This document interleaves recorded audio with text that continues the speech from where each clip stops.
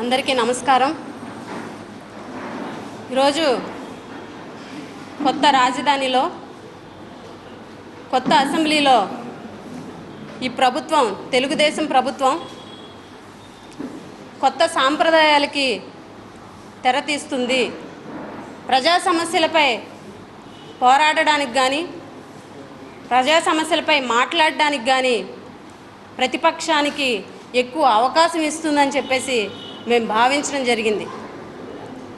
అయితే ఈరోజు ప్రజా సమస్యల మీద పోరాడుతున్నటువంటి ప్రతిపక్ష నాయకులు జగన్మోహన్ రెడ్డి గారిని ఏ రకంగా వ్యక్తిగత విమర్శలు చేస్తూ ఏ రకంగా అడ్డుకుంటుందో కూడా మీరందరూ గమనించే ఉంటారు.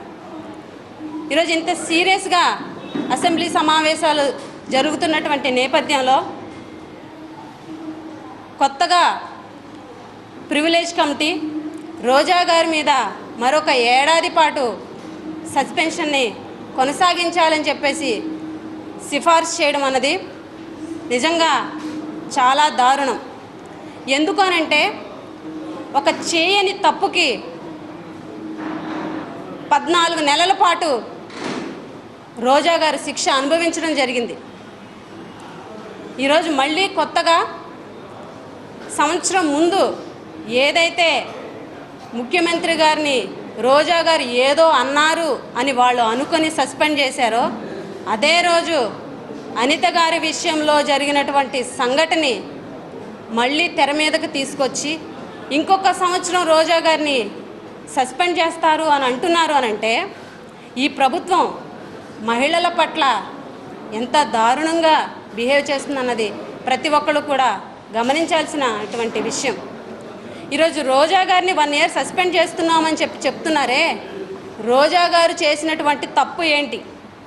ఈరోజు రాష్ట్రంలో మీ ప్రభుత్వ హయాంలో ఎంఆర్ఓ వనజాక్షిపై చింతమనేని ప్రభాకర్ అంటే తెలుగుదేశం పార్టీ ఎమ్మెల్యే గారు ఎంత విచక్షణారహితంగా ఆమెను వేధించినటువంటి తీరును ఖండించినందుక, అలాగే ర్యాగింగ్ భూతానికి బలైపోయినటువంటి రిషితేశ్వరి కుటుంబానికి అండగా నిలిచినందుక, లేకపోతే రాజధాని నడి బొడ్డులో మహిళల మీద కాల్మనీ సెక్స్ రాకెట్ విషయంలో మహిళల మీద జరిగినటువంటి దారుణాల గురించి ప్రశ్నించారని ఆ రోజు సభలో అసెంబ్లీ సాక్షిగా ప్రభుత్వాన్ని నిలదీస్తారని మీరు కక్షపూరితంగా రోజా గారిని సస్పెండ్ చేయడం జరిగింది.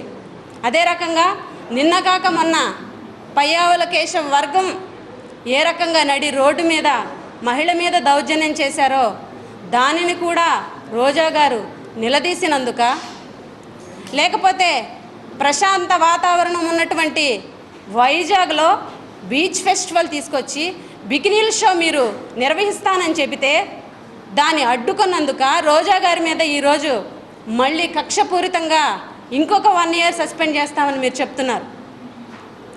ఈరోజు హత్య చేసినటువంటి కూనీకోరుకు కూడా ఒక్కసారి శిక్ష వేస్తారు. ఉరి శిక్ష వేసిన వాళ్ళకు కూడా చివరి కోరిక ఏంటి అని అడుగుతారు. కానీ రోజా గారిని సస్పెండ్ చేసే ముందు కనీసం ఆవిడ వివరణ కూడా తీసుకోనటువంటి దౌర్భాగ్య ప్రభుత్వం ఈరోజు రాష్ట్రంలో ఉన్నందుకు ఒక మహిళగా సిగ్గుపడుతున్నాం.